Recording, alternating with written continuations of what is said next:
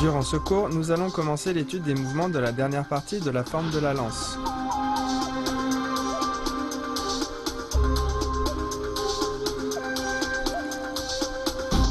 La poitrine est légèrement penchée vers l'avant.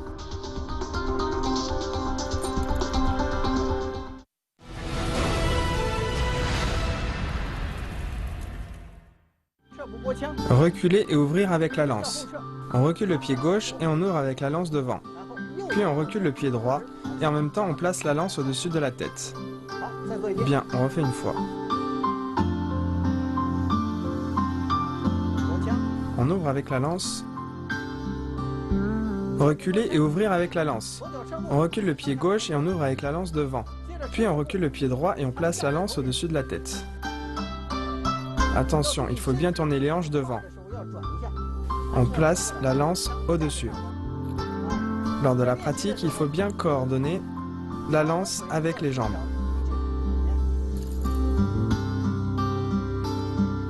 Bien, refais-le une fois.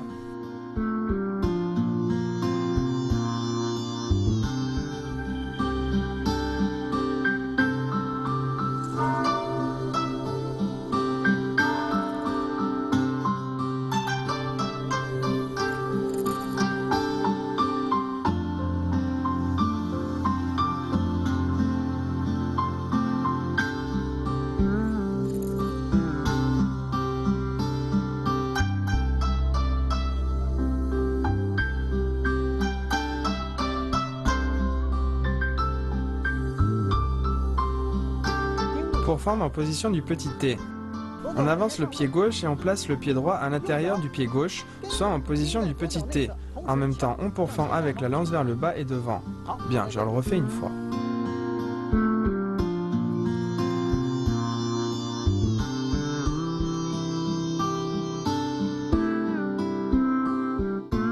Pour fendre en position du petit T.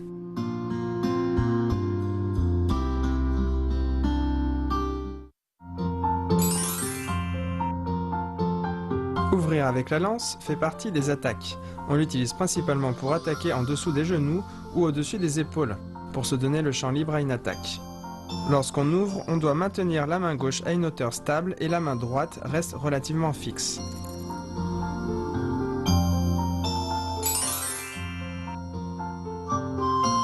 Attention lors de pourfendre en position du petit T. Il faut pourfendre avec force, force qui doit atteindre la pointe. Lorsqu'on pourfend, le bras gauche ne doit pas être trop plié. Il doit rester quasiment tendu, légèrement plié.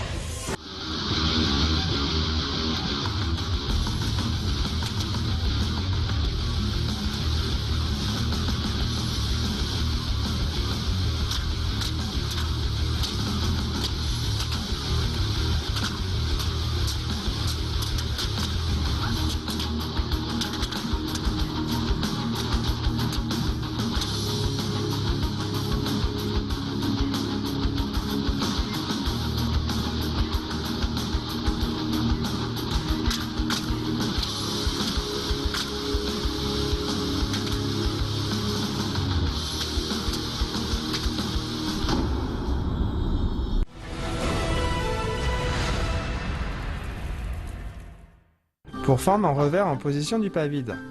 On avance le pied droit devant à droite, en même temps on saute vers la droite et on pourfend vers le bas. On pourfend en revers en position du pas vide. Bien, je le refais une fois.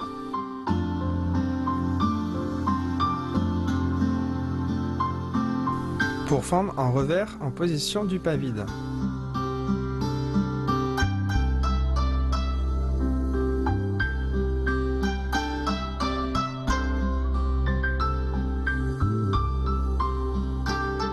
lever le genou et tirer la lance. On tourne le corps à gauche, on ouvre les bras, et en même temps on lève le genou en position sur un pied. Bien, je le refais une fois.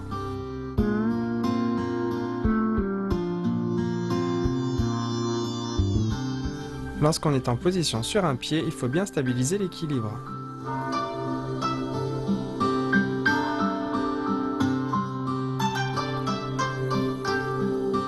Piqué en bas en pas sauté. On avance avec le pied gauche et on amène la lance devant. On avance avec le pied droit et on écarte les bras. On avance le pied gauche, puis on saute, on tourne le corps et on pique en même temps.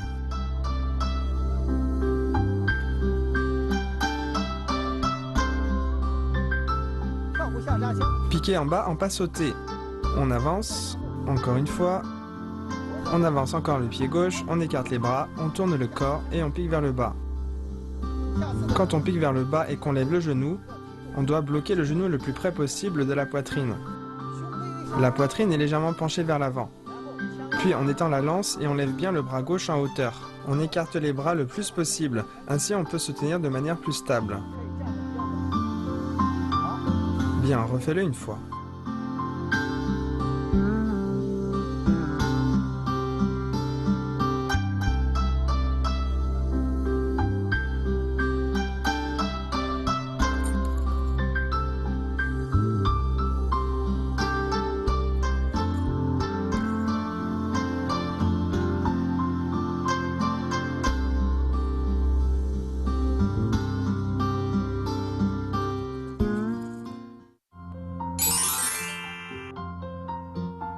Pourfend en revers en position du pas vide. La main est orientée vers le haut et on pourfend en revers, c'est-à-dire en partant de l'intérieur.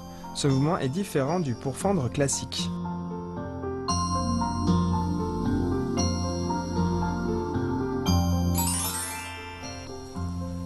Levez le genou et tirez la lance. Pour ce mouvement, il faut monter le genou et rester sur un pied et préparer le mouvement qui suit. Quand on ouvre les bras, il faut bien garder l'équilibre du corps.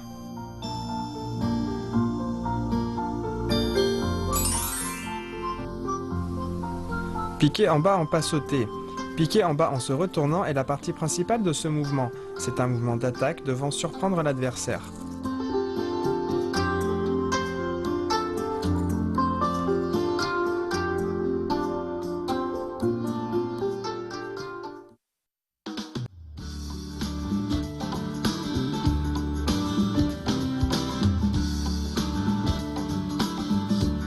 Piquer en bas en se retournant est un mouvement important dans la lance. On l'appelle également coup du retournement à cheval. Dans l'Antiquité, lors des batailles à cheval, après que deux cavaliers ennemis avaient croisé le fer, l'un d'eux se retournait pour attaquer par surprise le poursuivant. De cette manière, ce dernier n'avait généralement pas le temps de réagir et le coup lui était alors fatal. Avec l'évolution, au fil des époques, les batailles à cheval ont progressivement disparu. Mais le nom de coup du retournement à cheval est resté dans le mouvement piquer en bas en se retournant et ce jusqu'à aujourd'hui.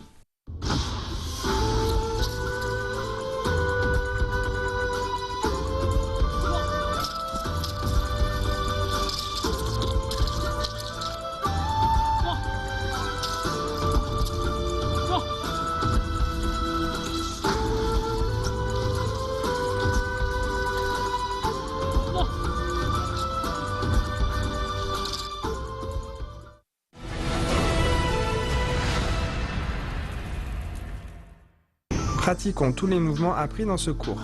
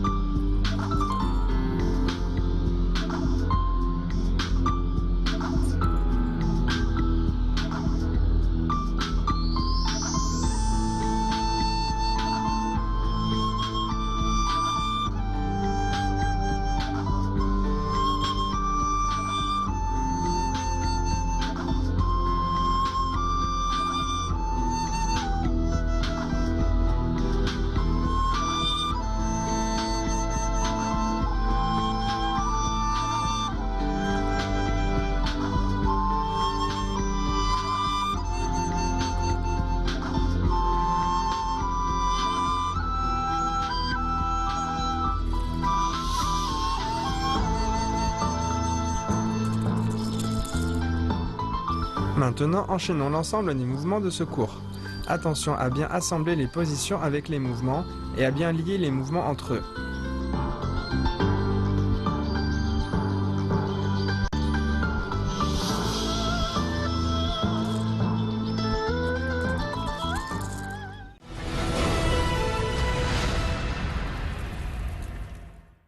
Regardez l'ensemble enchaîné des mouvements des troisième et quatrième parties de la forme.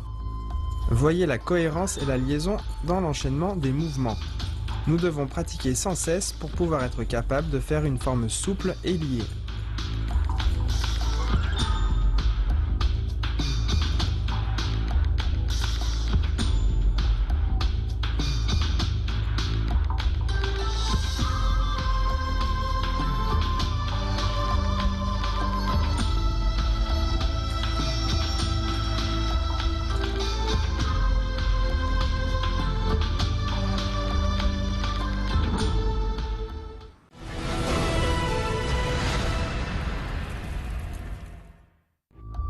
À présent, regardons l'ensemble des mouvements enchaînés des 4 parties de la forme de la lance. Lors du prochain cours, nous finirons avec les derniers mouvements de la 4e partie.